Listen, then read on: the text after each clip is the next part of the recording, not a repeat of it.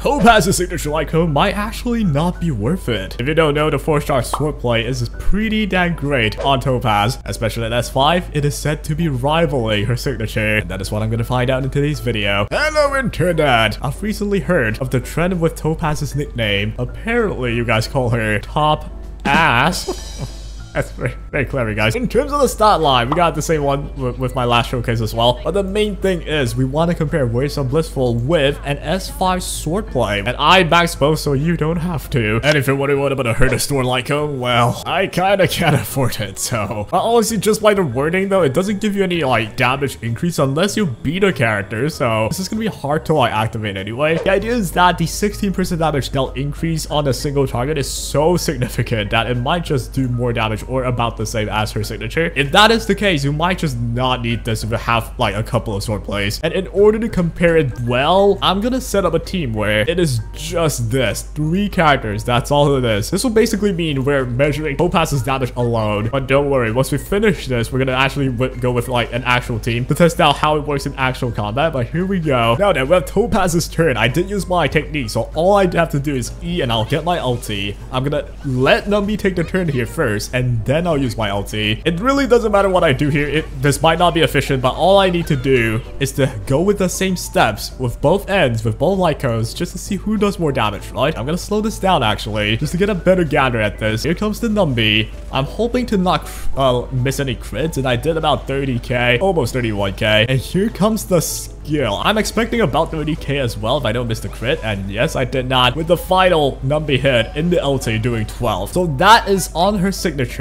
So I'm gonna now do the same, just to compare damage wise how different they are, with none other than the S5 Swordplay. The first thing we can notice, a dip in flat attack. The second thing we can notice will be the dip in crit rate. My crit rate was pretty good before, but now it dipped to 55, and I really can't make it higher without completely changing all my relics up. So already, just like any other signature icon, the flat crit rate just means your relics requirement will be lower. But if you're rocking with a Swordplay, you might have a harder time getting that crit rate up. But I'm hoping with Fu Shen's Matrix I get enough crit rate to not miss all of them. Honestly, if the signature icon ends up being really worth it, then the difference should be very significant. But if it's not though, you might just not need her signature, you know what I'm saying? Here comes the E. I'm gonna do the same thing. Numby's gonna take its turn, and I'm gonna ult right at this moment. And I believe after this, I should randomly, out of nowhere, have 5 stacks of damage boost already. Yeah, here. I thought it meant for each action you take and you hit this enemy, you get a stack. But I guess it means for every rollout Numby does, like every pop of damage, maybe it counts as a stack. But anyways, we have 5 stacks already, so it charges up really quickly. You don't really lose out on any damage pretty much. But what matters is right here. We're gonna slow this down again. We've slowed it down before. Let's get the same exact situation.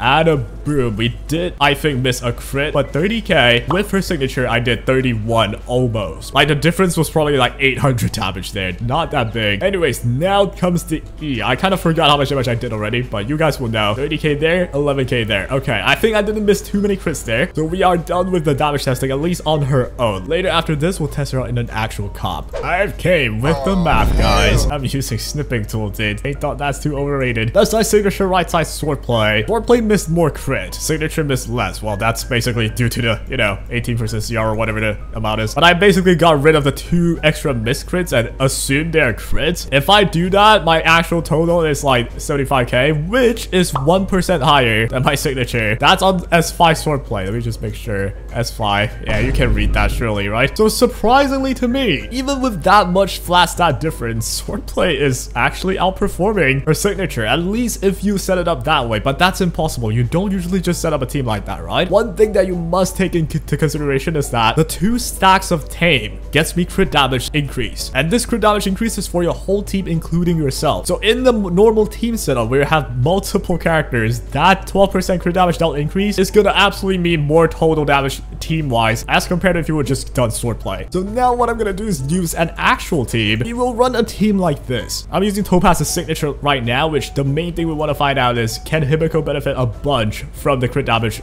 increase, right? If we just compare this to Swordplay, very logically, we can already tell that Swordplay will lose, considering we simply don't have the 24% rather crit damage increase. So again, it's gonna be hard to really test this perfectly, but I'm gonna try my best. Let's go over with Numby, dude. Right, after my first turn with Topaz here, I should have the double stack of crit damage increase. That's gonna help Himiko quite a bit, I believe. There we go. That's all the damage. 40k right there. And that's the 2 stacks of Tame. So now my Himiko has plus 24 crit damage out of nowhere. That brings me to about 175. That's pretty good. I'm gonna go and use my E here. Get rolled. 34k. Pretty solid stuff. We're gonna go in with the ult now. This will break their butt as well. I think we're just gonna destroy them in one turn. This is what I mean by it's gonna be hard to test with Swordplay. But I think I'll test Swordplay with the same setup along with Himiko as well. That'll be later. Like, we're just destroying this guy right now. Gosh dang. And we're not gonna get a 1 turn clear though, unfortunately. This should end you. There we go. Beautiful. Right, moving on to the next fight. I'm gonna try my best to just be like, I'll click every button, you know what I mean? Kind of just see what's faster, although I kind of already have the answer, right? Swordplay will benefit a hyper carry Topaz more, but only barely though. Let's use the E here, get the Numby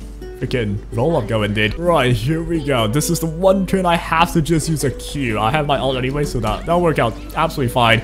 Get my freaking stonks board, dude. And yay, 66k right there with the fallout with Himiko. That's damage city, dude. The amount of damage I just outputted is insane, man. I'm gonna dunk down the ulti, and I believe I still have my turn, baby. Oh yeah, this thing's already dead. And honestly, yeah, the Tame with the crit damage out increase definitely helped it out, right? So I'm just gonna end this right now. Bang, dissociate. Why the hell not, dude?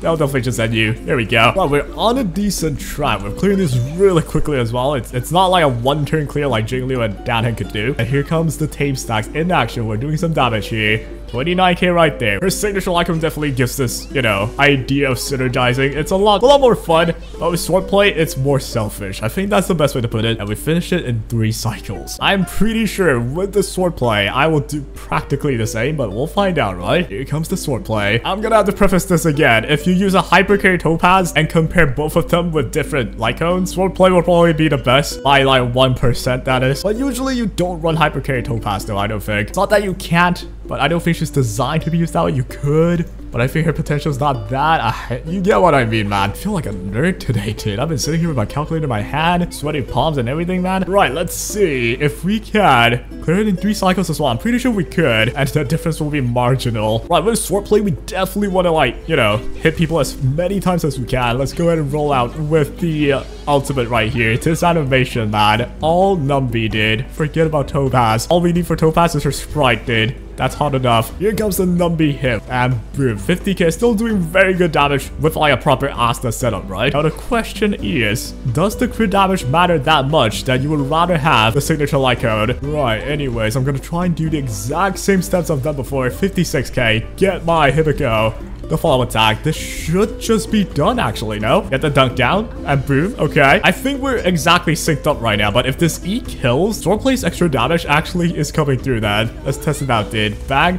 Yeah, we're not killing it. So literally, on the exact same turn, we have defeated a monkey. The same turn, dude. Nothing is different. Ah, crap. Okay, that's a bit different. Yeah, no. This is still the same. They also hit Asta last time, I believe. Anyways, we'll take those. Right now, then, we'll use our E. Target it onto you. Get that freaking stacks up, ad. Here's where Himiko will struggle a bit more as compared to signature icon. She does not have to increase crit damage, but it doesn't matter, though. I can't help but think it doesn't matter too much in the end. Right, do not stun someone that... Oh my god, that is too cringe. But we're doing fine. Things are fine. Right, this E should allow me to have my ultimate now. And here comes Himiko, dude. Oh yeah. I just realized there's a bit of a difference here. I don't think I needed to use my E with Topaz last time to get my ulti. This time I kind of had to, though. Ah, that's gonna be a bit different. It's gonna suck, dude. But anyways, we're still like about the same. I believe, yeah.